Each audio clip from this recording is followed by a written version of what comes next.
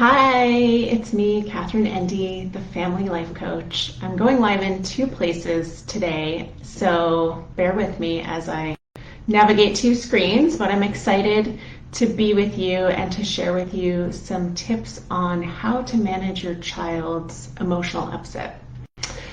So if you have a young child between the ages of 2 and 10, likely you're going to experience their emotional upset multiple times in the day.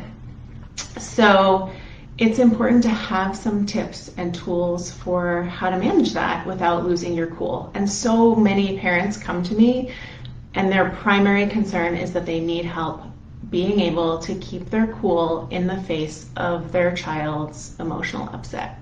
So I just want to help you with that. I want to share some ideas for how to do that and do it effectively, because the truth is we are here for the long game of parenting, right? We are here for the long-term relationship with our children. And when we're focused on the relationship, it matters the way we handle our child's emotions. It matters the way we handle the behaviors that they do that we don't like. That stuff matters. So here's how to handle it when your kid starts to lose it, but you want to maintain your own composure and your own sense of calm. So the first step is to check in with yourself, to connect with yourself. Always the first step, right? So the way you do this is you pause for a second, you take a nice deep breath, and you just ask yourself, how am I doing? How am I feeling? What do I need right now? And just listen for an answer. Maybe you need to take a nice glass of water. Maybe you need to take some more nice deep breaths. Maybe you just need to stare up at the ceiling and scream for a second. Maybe you need to make eye contact with your partner. Your own inner voice will tell you what it is that you need in that moment. So that's the first step. It just takes a second, but connect to yourself first. So when your child is in emotional upset, that's your cue to just check in with yourself. What is it that I need right now? And to remember along that process that this isn't about you. Your child's emotion, even if they're screaming, I hate you, mommy, or I hate you, daddy, it's not about you. It's their own emotional processing. It's their own need to dump out negative emotion. So it's important to remind yourself not to take it personally. And important to remind yourself that the goal here is to maintain connection. It's to maintain your relationship. So checking in, what is it? How am I feeling? What is it that I need? Remind yourself that it's not personal. And then the next step is to connect with your child. So this might look like eye contact if they can handle it in that moment. It might look like gently putting your hand on their back or somewhere gently that you're able to make a physical connection with them. Some children, when they're losing it, don't want to be touched. So it's important to know your child and to know what's going to work for them. It might just look like saying their name gently, but something that you can do to make a connection.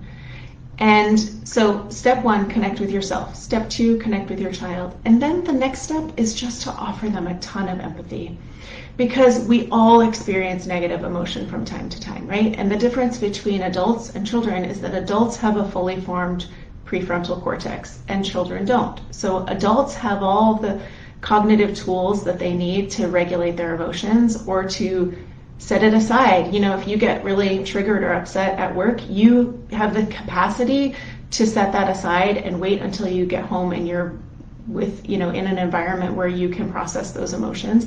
Children just don't have that ability. So imagine how difficult it would be to be in a setting where you don't necessarily want to be feeling a negative emotion, but you really have no choice and really no tools for processing that emotion. So if you can frame it that way for yourself, wouldn't you just have a ton of empathy for that person if they were unable to manage their own emotional state in the moment? And it's our job to help them. It's our job to lend them our prefrontal cortex for the moment and help them to get back to balance, help them to regulate. So reminding yourself that it's not personal, and again, offering them a ton of empathy. I know this is hard. I know you're disappointed. I know you didn't get what you want. Even if you're the parent saying, know you may not have ice cream before dinner and your child loses it, you still get to empathize with them. Even though you're the one who set the boundary, you still can empathize. I know it's so hard when mommy says no, isn't it?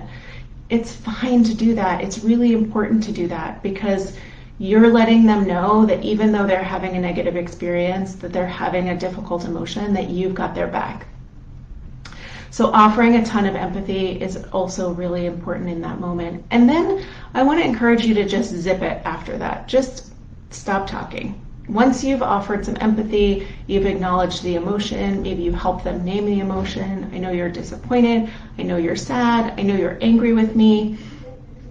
Then you want to stop talking because, again, where they don't have that prefrontal functioning online, they don't have the ability to really hear what you're saying. So if you're just blathering on and talking and asking, what do you want? Do you want this or that?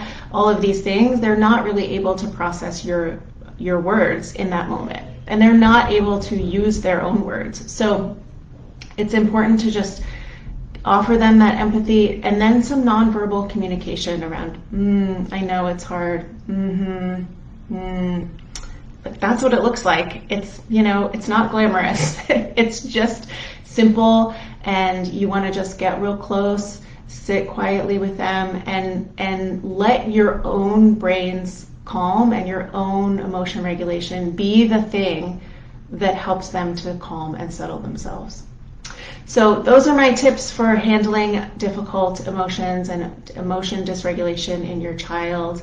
My name is Catherine Endy. I'm the family life coach, and I help parents of little kids feel calmer, more confident, and more connected to their children so they can enjoy parenting.